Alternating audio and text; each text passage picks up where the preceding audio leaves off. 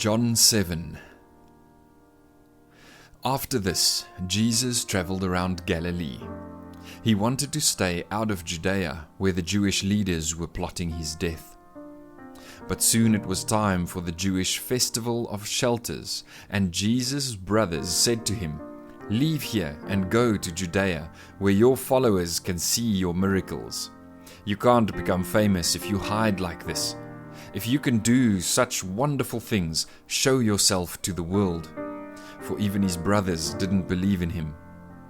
Jesus replied, "Now is not the right time for me to go, but you can go any time.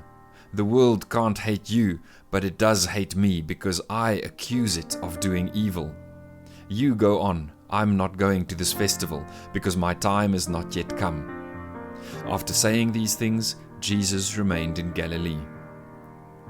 But after his brothers left for the festival, Jesus also went, though secretly, staying out of public view. The Jewish leaders tried to find him at the festival and kept asking if anyone had seen him. There was a lot of grumbling about him among the crowds. Some argued, "He's a good man," but others said, "He's nothing but a fraud who deceives the people." But no one had the courage to speak favorably about him in public, for they were afraid of getting in trouble with the Jewish leaders. Then, midway through the festival, Jesus went up to the temple and began to teach. The people were surprised when they heard him. "How does he know so much when he hasn't been trained?" they asked. So Jesus told them, "My message is not my own. It comes from God who sent me. Anyone who wants to do the will of God will know whether my teaching is from God or is merely my own. Those who speak for themselves want glory only for themselves, but a person who seeks to honor the one who sent him speaks truth, not lies. Moses gave you the law, but none of you obeys it. In fact, you are trying to kill me." The crowd replied, "You're demon-possessed. Who's trying to kill you?" Jesus replied, "I did one miracle on the Sabbath, and you were amazed. But you work on the Sabbath too when you obey Moses' law of circumcision. Actually, this tradition of circumcision began with the patriarchs long before the law of Moses. For if the correct time for circumcising your son falls on the Sabbath, you go ahead and do it so as not to break the law of Moses. So why should you be angry with me for healing a man on the Sabbath? Look beneath the surface so you can judge correctly." Some of the people who lived in Jerusalem started to ask each other, "Isn't this the man they are trying to kill? But here he is, speaking in public, and they say nothing to him. Could our leaders possibly believe that he is the Messiah? But how could he be? For we know where this man comes from. When the Messiah comes, he will simply appear. No one will know where he comes from." While Jesus was teaching in the temple, he called out, "Yes, you know me, and you know where I come from, but I'm not here on my own. The one who sent me is true, and you don't know him. But I know him because I come from him, and he sent me to you." Then the leaders tried to arrest him, but no one laid a hand on him because his time had not yet come. Many among the crowds at the temple believed in him. After all, they said, "Would you expect the Messiah to do more miraculous signs than this man has done?"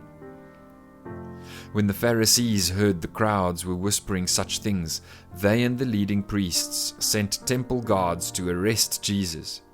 But Jesus told them, "I will be with you only a little longer. Then I will return to the one who sent me. You will search for me but not find me, and you cannot go where I am going." The Jewish leaders were puzzled by this statement. "Where is he planning to go?" they asked. "Is he thinking of leaving the country and going to the Jews in other lands?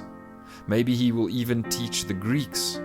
What does he mean when he says, 'You will search for me but not find me,' and 'You cannot go where I am going'?" On the last day, the climax of the festival, Jesus stood and shouted to the crowds, "Anyone who is thirsty may come to me. Anyone who believes in me may come and drink. For the scriptures declare, rivers of living water will flow from his heart." When he said, living water, he was speaking of the Spirit who would be given to everyone believing in him. But the Spirit had not yet been given because Jesus had not yet entered into his glory. When the crowds heard him say this, some of them declared, "Surely this man is the prophet we've been expecting." Others said, "He is the Messiah." Still others said, "But he can't be. Will the Messiah come from Galilee?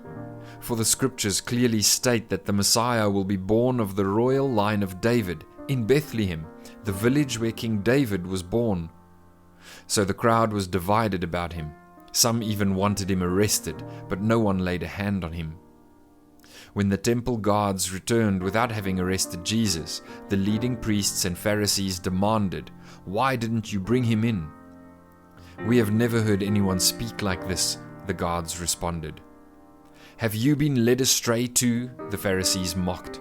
"Is there a single one of us rulers or Pharisees who believes in him? This foolish crowd follows him, but they are ignorant of the law. God's curse is on them." Then Nicodemus, the leader who had met with Jesus earlier, spoke up. "Is it legal to convict a man before he is given a hearing?" he asked. They replied, "Are you from Galilee too? Search the scriptures and see for yourself. No prophet ever comes from Galilee."